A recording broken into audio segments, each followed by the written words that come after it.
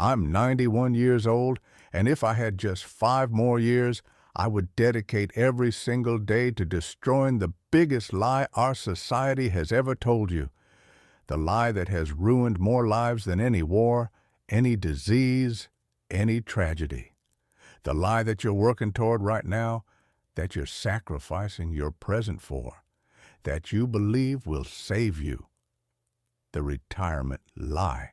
And I'm the perfect person to tell you this because I lived it, I believed it, and now I'm watching it kill people I love while I sit here with nothing but time and rage and the desperate need to warn you before it's too late. I spent 67 years building toward retirement.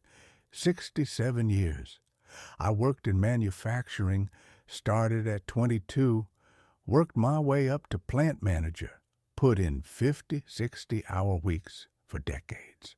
Missed birthdays, missed vacations, missed life, all because I believed the promise that if I just worked hard enough, saved enough, sacrificed enough, there would be this magical moment at age 65 when everything would finally be worth it, when I could finally relax, finally travel, finally do all the things I put off, finally live.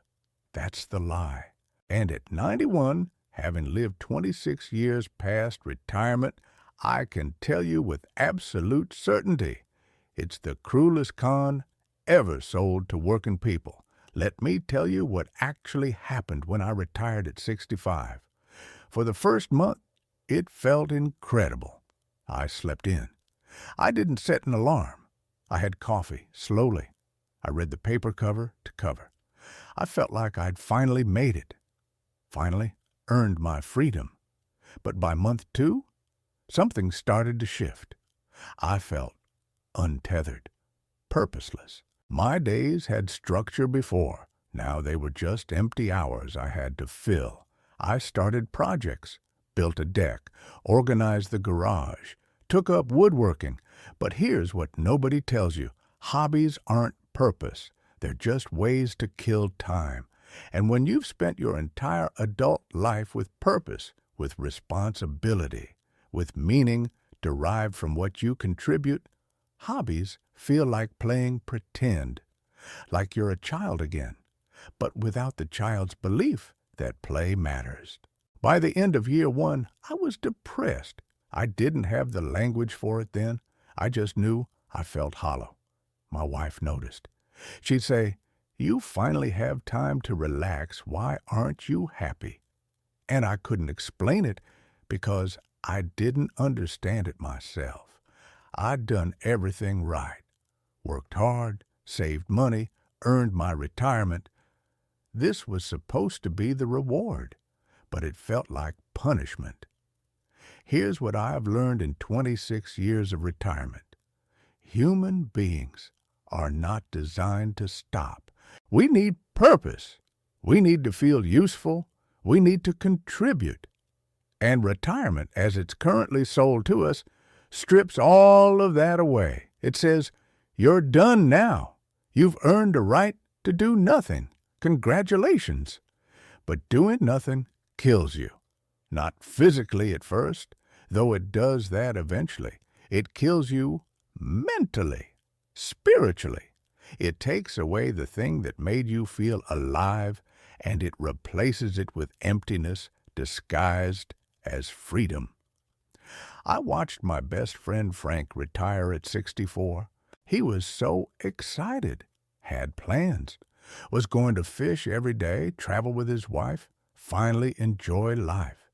He was dead within 3 years, just gave up. Doctors said his heart stopped, but I know what really happened. He lost his purpose and his body followed. I've seen it happen dozens of times now.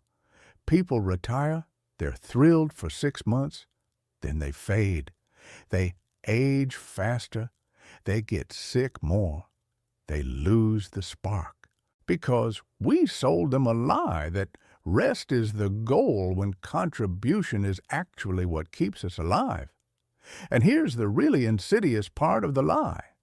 It makes you sacrifice your present for a future that might never come. How many people work 60-hour weeks in their 30s, 40s, 50s, telling themselves it'll all be worth it when they retire? How many people skip their kids' games, their anniversaries, their health, their friendships, all because they're building toward this magical retirement when life finally begins? And then what happens? Half of them die before they get there.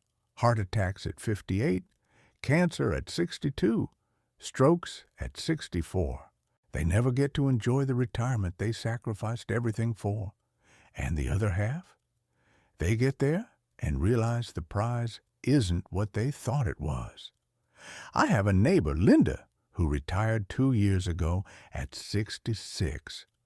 She was a teacher for 40 years, loved her job, but couldn't wait to retire. Had a whole list of things she was going to do. Travel, learn painting, spend time with grandkids. You know what she told me last month? She said she feels invisible now. She said when she was working, she mattered. Kids needed her, colleagues valued her. She had identity, purpose. Now she's just an old woman killing time until she dies. Those were her exact words. That's what retirement does. It takes your identity and tells you you don't need it anymore. But identity isn't something you can just turn off. Contribution isn't optional. Purpose isn't a luxury. They're necessities. And retirement culture pretends they're not. Let me tell you what else nobody mentions. Retirement costs are insane. Not just the money you need to save, though that's astronomical, and most people never save enough. I mean the actual cost of living without income while everything gets more expensive. I saved well, had a pension, had Social Security, had investments, and I still worry about money at 91 because costs keep going up, fixed income doesn't, and you're supposed to make your savings last 30, 40 years. It's a trap, and even if you have enough money, even if you saved perfectly, you're still left with the same problem. Days that stretch out endlessly with nothing meaningful to fill them. 26 years I've been retired. That's almost a third of my life spent in this weird limbo where society tells me I should be happy because I don't have to work, but I'm not happy because work gave me purpose. And now that purpose is gone, and I'm supposed to pretend that golf and grandkids and afternoon naps are enough to make life worth living. They're not. Let me be very clear. I love my grandchildren. I'm grateful I've gotten to know them. But being a grandparent isn't a purpose. It's a relationship. And relationships, as beautiful as they are, can't fill the void left by contribution. My grandkids don't need me. They have parents. They have lives. I'm a nice addition, but I'm not necessary. And humans need to feel necessary. Here's the lie in its purest form. Work hard now so you can rest later. But here's the truth. If you're not living now, you won't know how to live later. If you're sacrificing your health, your relationships, your joy, your present, all for some future retirement fantasy, you're gambling everything on a moment that might be terrible, even if you reach it. I see young people in their 30s and 40s, and they're already planning their retirement, already maxing out retirement accounts, already sacrificing present joy for future security, and I want to grab them by the shoulders and scream, "Stop! You're falling for the same trap I did. The trap that says life begins when work ends. But life is happening now, right now, while you're working 60 hours a week, while you're skipping dinners to meet deadlines, while you're telling yourself it'll all be worth it when you retire. This is your life, this moment, this day. You don't get it back. And if you're waiting for retirement to finally live, you're going to wake up at 91 like me and realize you spent your whole life preparing for a finish line that was never what you thought it would be. If I had 5 more years, truly 5 more good years, here's what I would do. I would tell every young person I could find, don't retire, don't buy into the lie, don't sacrifice your present for a future that will betray you. Instead, structure your life so you can live now. Work less if possible. Make less money if necessary. Choose time over salary. Choose presence over promotion. Choose contribution that feels meaningful over climbing a ladder toward an empty reward. Find work that doesn't feel like work. Find purpose that doesn't have an expiration date.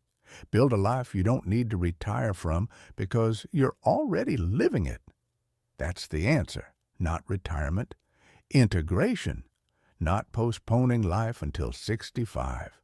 Living life at every age. Because retirement is a lie that serves capitalism, not people. It convinces you to give your best years to work, your health and energy and prime to building someone else's wealth, with the promise that you'll finally get to rest when you're old and tired and less able to enjoy anything. It's a con, and I fell for it. I gave 67 years to that con, and now I'm 91, and I'm angry, and I'm running out of time. But I'm telling you, don't make my mistake. Don't wait for retirement to live. Don't sacrifice now for later. Don't believe the lie that you'll finally be happy when you stop working. Happiness doesn't come from stopping. It comes from doing things that matter. And you can do things that matter at any age, in any circumstance, if you prioritize meaning over money. My biggest regret isn't that I worked hard. It's that I worked hard for the wrong reasons. I worked to retire. I should have worked to live. I should have found work that fulfilled me, that let me contribute, that felt meaningful. And I should have structured my life around presence and connection and purpose at every stage, not just deferred it all to some mythical retirement that turned out to be a hollow shell. I'm 91 years old. I don't have 5 more years. I probably don't have 2. My body is failing. My time is running out. But I needed to tell you this. I needed to destroy the retirement lie while I still can, because every day millions of people sacrifice their present for that lie. And every day, people like me sit in retirement realizing we were sold something that doesn't exist. Don't believe the lie. Don't wait to live. Don't trade your present for a future that will disappoint you. Live now. Contribute now. Find meaning now. Because later is a lie. Retirement is a lie. And the only life you have is the one happening right now. If this message resonates with you, share it. Leave a comment about how you're going to live differently. Subscribe, because I don't have much time left, but I have more truths to tell. The clock is ticking for all of us. Don't waste your time chasing a lie.